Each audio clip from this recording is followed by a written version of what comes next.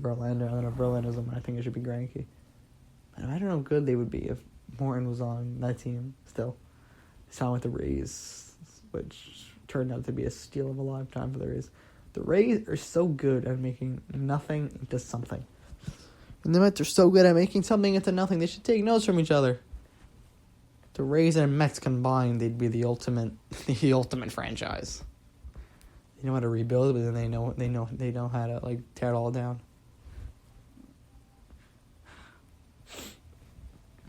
We currently have 15 minutes left. Time flies. All right. Sorry if I've seen a little tired. Just I have things to do today, but that's not the point. More.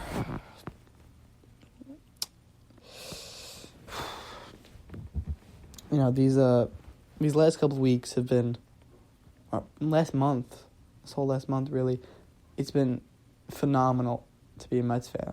And for once in about 3 months, I'm happy to say that I'm a Mets fan. We got tickets to the Met game that we went to out of nowhere because the Mets were on fire. Most people didn't think the Mets were going to be playing meaningful games against the Washington Nationals in August. It's great to, even if the Mets, I think they're going to go into the wild card. But even if they don't and they fall out, right, it's great to just watch meaningful baseball late into the year. When the school starts again, I'm going to still be watching, unless the Mets lose every single goddamn game, I'm still going to be watching meaningful baseball in September. And that's phenomenal. I haven't done that since 2016, I really didn't watch baseball that much. 2015, I watched because the Mets were in the World Series. 16, I really didn't watch because the Mets didn't have a good first half. So, I haven't done this in years. It's a great feeling. It's how Yankee fans feel. But the NL wild card is very close. If the Mets can go from second to last to at one point we were in it, so can other teams. So can a team like the Reds or a team like the Padres or a team like the Diamondbacks. Any of these teams, or St. Louis or Philadelphia or Milwaukee. Milwaukee's been very shaky. I got a call. Milwaukee has been very, very shaky recently. Hader, he gave up a home run to Marwin Gonzalez, which I'll eat to the Twins. So that's fine by me. And if you're a Met fan, you want the Dodgers to win every single game they play, because they're playing all teams that are in the wild card race. Also, what happened to the Colorado Rockies? What happened? I thought once they lost Ottavino, they went from, they were a fun team to watch. They reminded me of the Braves a lot because they had absolutely no pitching, but they just had really good hitters. And then they lost Ottavino. They didn't really make any. All they did was pretty much lose pieces in the offseason, and then we saw what happened this year. They kind of fallen off the world, really. So, yeah. So yeah, like I said, you want the Mets, you want the Dodgers on every single game they play. They're playing games against Washington. They're playing games against Philadelphia, games against St. Louis, games against Milwaukee, games against Chicago Cubs, which matter a lot because they're about to be overtaken by Milwaukee. So you still want both those teams to lose. St. Louis, Cincinnati, Philadelphia, Washington, literally the same group of teams. Arizona, they're playing Arizona a lot, obviously, because they're in the same division. So you want them to win those games against Arizona and the games against the Giants too as well. But I think they've cooled down. Yeah, I don't think that they're actually a good team at all. The Giants, they really have no one on their team. They have an all right bullpen. There's nothing spectacular about them. Bumgarner's having a good year, but he's not having a mad bum year. Their hitting isn't amazing, but it's average. Their starting pitching is not really good at all. Their bullpen is average, slightly above average, I'd say. So I mean, there's nothing that screams postseason contender about them, but the Giants always, there's a reason they won. They got to the playoffs 4 times in even years. I mean, any sense? 2010 World Series, 12 World Series, 14 World Series, and then 16. Well, 16 we all know about. 10 minutes left, folks. 10 minutes left. So get ready to watch the next game. Or if you're listening to this whenever, good morning, good evening, good afternoon, good night. If it's a holiday, Merry Christmas. Happy Easter. Right? People say Happy Easter. Or is it? I don't know. People always change what they say about holidays. Also, because we had, Tim has done these last couple weeks since the trade deadline. I never gave my full thoughts. Oh, excuse me. Hiccups. I have a case of hiccups, so I don't know what's wrong with me today, but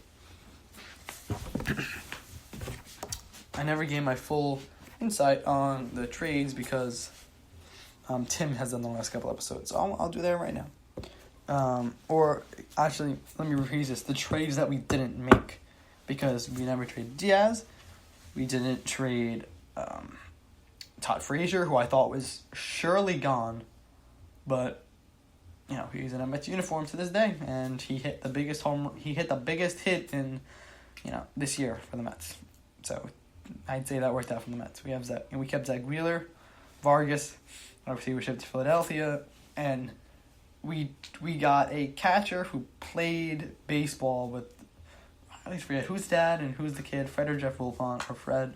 I think Fred's the younger one. I don't know. They're all the same to me. So, we got that out of a guy who's not having a bad year at all. I believe it's just a 4 ERA about. We definitely could have gotten 2 prospects from another team. And you trade him to Philadelphia. You trade him to Philadelphia, first of all. You already trade him to it'd be nice if you could trade him to a team like the Yankees, who are willing to give up a little better prospects than they already are. And, than he's actually worth for a pitcher, because they don't have a lot of good pitchers. And he's in their American League, so you wouldn't even play them at all the rest of the year. Again, you're not trading away Jacob deGrom to the Phillies, but, it'd be nice if we didn't get a catcher who played with the Mets owner's son. That'd be nice. We also, because I was talking about the Phillies. Jake Arrieta has suffered a season-ending injury. I don't know exactly what it is, but as much as I'm happy that someone, we don't have to face him anymore, but it's always a shame to see a talented guy go down with an injury, especially one like that. One that I don't know, but one that I know is into the season. He has, obviously, since joining Philadelphia, some so shaky years, to say the least. Obviously, he's best years with Chicago in that 2015 run.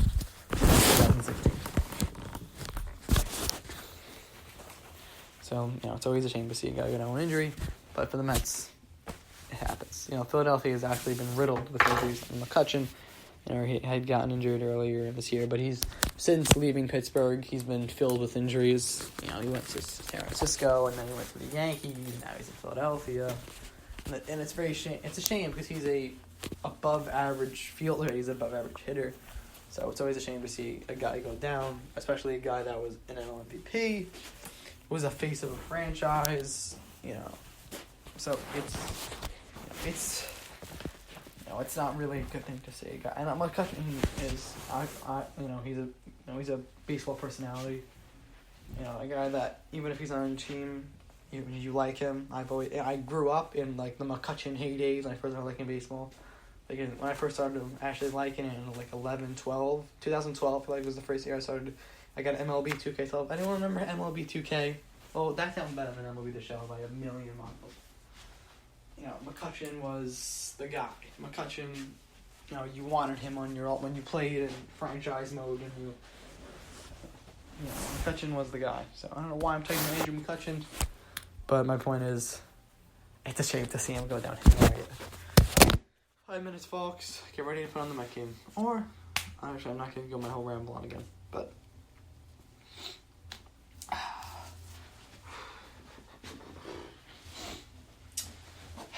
all right. I know it's exciting right now, Mets fans. You know, even if I feel like we're not going to get sweeps, but you know, what's it called? You know, it's exciting right now that we're on this pretty much win high right now, but we still have 2 more months of over 2 more months. Just September. I don't know what's wrong with me. We got a lot of, and we got September and I believe a little bit of October baseball. So, Mets fans, do the buckle for any of my TikTokers out there. Do the buckle up. It's gonna be a bumpy ride, to say the least. And we're gonna end a couple minutes early today. Thank you guys for listening so much. Don't forget, use code BPN10 on StubYard. Helps me out. It helps Tim out. Go check out all the other. Go check out the Ivy, especially the Cubs. Cubs been iffy these past couple weeks, so go check out the Ivy. I think they need it more than we do. Go check out all the other. Obviously, we just did a huge expansion, getting a bunch of more podcasts for all the other baseball teams. So if you're a Mets fan, well, you come to the right place. But if you're a Yankee fan, go check out the Yankees. If you're a Diamondbacks fan, go check out the Diamondbacks. If you're a Rockies fan, Mariners fan, Reds fan, Indians fan, Twins fan, whatever you are, we have, and you know, we're just, you know, all of us are working our tails off to really, you know, we all of us really love baseball, and that's why you're here too, because we all have a passion about a sport that sadly has not gotten the recognition it's deserved in the modern day. So, yeah. Again, guys, BPN10. Check out some merch we got on StubHub. You know, and that'll be it for me today. I'm gonna go watch the Met game. Hopefully, we aren't losing to the Braves. Good night, everybody.